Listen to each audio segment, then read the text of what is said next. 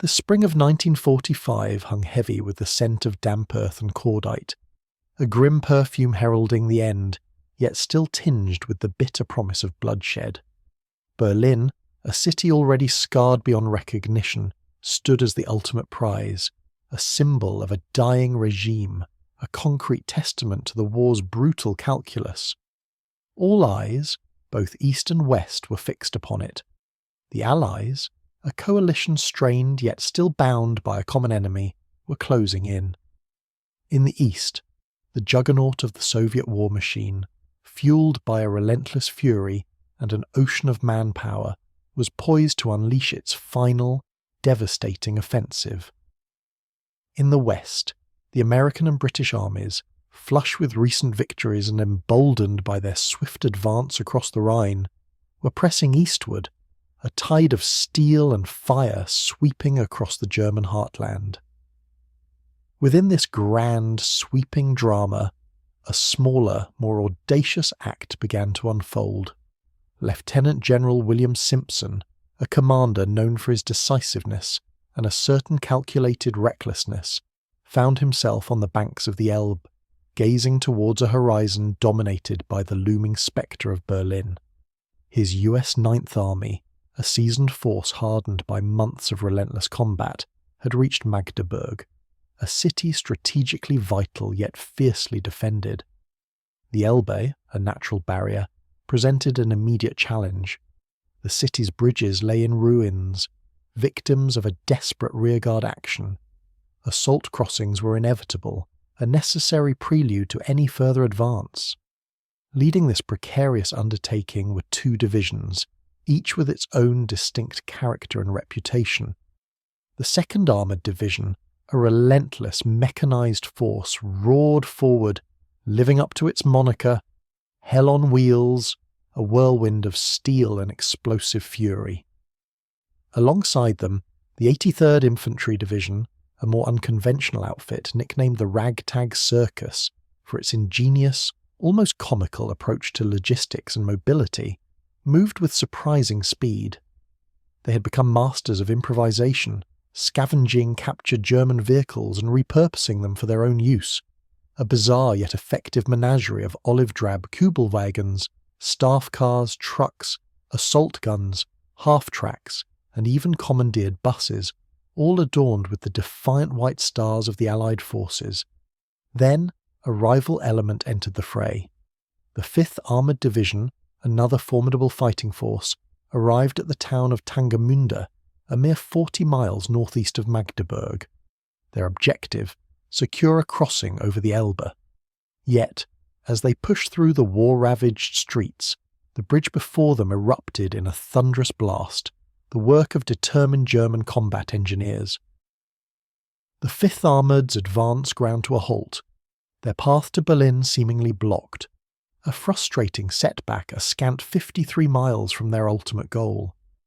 Meanwhile, the 2nd Armoured and the 83rd Infantry Divisions, undeterred, pressed on with their assault crossings of the Elbe.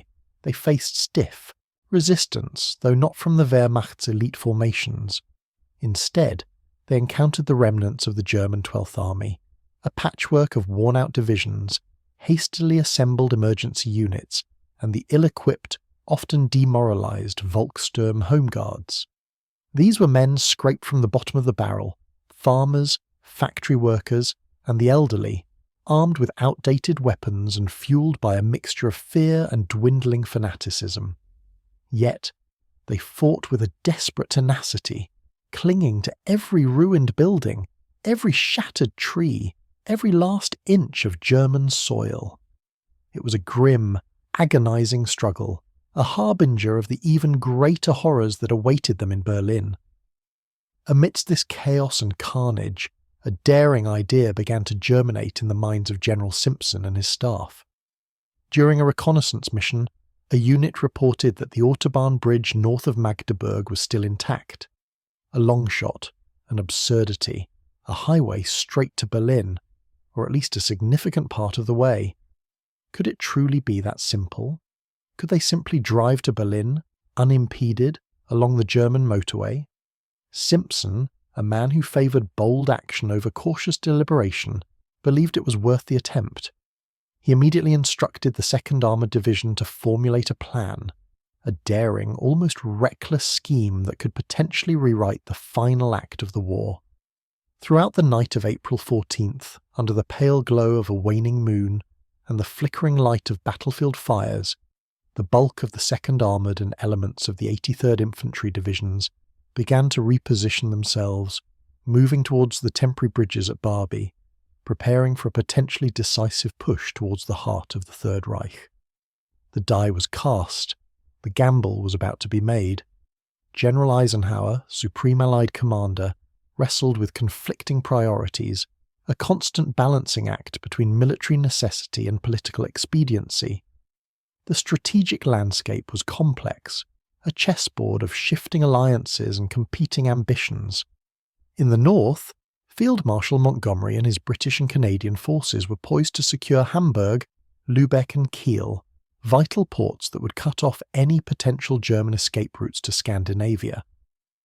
In the south, General Dever's 6th Army Group was pushing towards Salzburg in Austria, driven by fears that the remnants of the German forces might attempt a last stand in the so-called Alpine Redoubt, a heavily fortified area in the mountains. Eisenhower himself believed that a central thrust towards Berlin by General Bradley's 12th Army Group would be strategically advantageous, a hammer blow to shatter the remaining German defences. However, he considered it a secondary objective, subordinate to securing the flanks and eliminating any potential threats to the Allied rear. The Allies had already developed a comprehensive plan for the occupation of Berlin, codenamed Operation Eclipse, a detailed blueprint for the post-war administration of the shattered city. A daring airborne assault had even been considered, a plan that called for the US 17th, 82nd, and 101st Airborne Divisions, reinforced by a British parachute brigade, to seize the city's 5 main airfields and then converge on the centre. But it had been deemed too risky, too reliant on favourable weather conditions and the element of surprise. However, Simpson's unexpected success at Magdeburg and the possibility of exploiting the intact Autobahn bridge presented a new, unforeseen opportunity. The Autobahn offered a direct, if potentially dangerous, route from Magdeburg to Berlin. The 2nd Armoured Division, ever eager for a fight, meticulously crafted a series of phase lines, codenamed with a macabre sense of humour: Silk, Satin, Daisy, Pansy, Jug, and finally, the ultimate objective, Goal, located at Potsdam, just west of Berlin, a suburb known for its palaces and gardens, soon to be a potential battlefield. With the bridgehead around Magdeburg secured, Simpson, brimming with confidence, sought permission from General Bradley at the 12th Army Group to proceed with his audacious plan. The concept was deceptively simple. The 2nd Armoured, supported by elements of the 83rd Infantry and motorised transport, would drive, hell for leather, straight down the Autobahn, supported by parallel roads, towards Berlin, an unprecedented race against time and the remaining vestiges of the German war machine. The plan was undeniably hazardous. The advancing units would lack adequate flank protection, making them vulnerable to ambush and counterattack. Resupply would be a logistical nightmare, a constant struggle to keep the column fueled and armed. The long exposed column would be an easy target for artillery and airstrikes. And even if they reached Berlin, what then? Would the Germans simply surrender? It seemed unlikely. Despite their imminent defeat, German resistance remained stubbornly stiff, a testament to the unwavering fanaticism of some and the sheer desperation of others. The German 12th Army, despite its weaknesses, was still capable of inflicting a nasty surprise. On April 14th, they launched a fierce counterattack, overwhelming a small US bridgehead over the Elbe, crushing 3 battalions from the 2nd Armoured Division and inflicting heavy casualties, a stark reminder of the price of underestimating a cornered enemy. A corps of 2 divisions, Simpson hoped, might be too small to break the western defences of Berlin, but perhaps, just perhaps, the presence of American troops would encourage some German units to surrender, eager to avoid falling into the hands of the advancing Soviet armies, a fate many considered far worse than captivity in the West. On April 15th, General Bradley, weighing the potential risks and rewards, telephoned Eisenhower to request permission for Simpson's Autobahn dash. The reply was immediate and unequivocal: negative. The message was clear: US forces were to hold their ground at the Elbe. Political considerations, not military imperatives, would determine the fate of Berlin. The city would be left to the Red Army, a decision that would shape the post-war world. Simpson, a man of action, a soldier who believed in seizing the moment, was infuriated. He was convinced that his men could do it, that they could reach Berlin, that they could alter the course of history. But Bradley, bound by Eisenhower's orders, reiterated the command: hold fast to the Elbe. The window of opportunity, however fleeting, had slammed shut. The next day, April 16th, the Soviets launched Operation Berlin, their massive, long-awaited offensive. It took them 4 days of intense, brutal fighting to break through the formidable German defences and reach the city's outer suburbs. The battle for Berlin would rage on until May 2nd, 1945, a cataclysmic struggle that would cost the Red Army tens of thousands of lives, a testament to the ferocity of the fighting and the strategic importance of the city. Had Simpson's daring nighttime thrust succeeded? Had 2 US divisions managed to establish themselves around Potsdam, or even closer to the Berlin suburbs, the course of the battle for the city might have been dramatically different. Perhaps the presence of American forces would have encouraged some German defenders to surrender prematurely, defying Hitler's orders to fight to the last man and the last bullet. Simpson's impulsive plan, though ultimately rejected, raises intriguing what-ifs, questions that continue to haunt military historians and armchair strategists alike.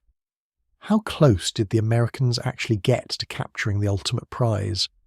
A reconnaissance unit from the 83rd Infantry Division managed to reach the town of Zerbst, a mere 48 miles from Berlin, a tantalizingly short distance from the heart of the collapsing Third Reich.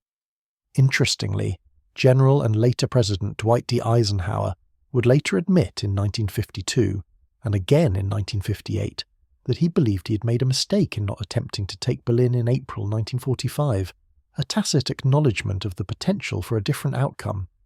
As it was, US and Soviet troops met at a blown Elbe bridge at Torgau, 80 miles south of Berlin, on April 25th, a symbolic moment of unity amidst a landscape of devastation. By that time, however, powerful Soviet armies had already enveloped Berlin from the west,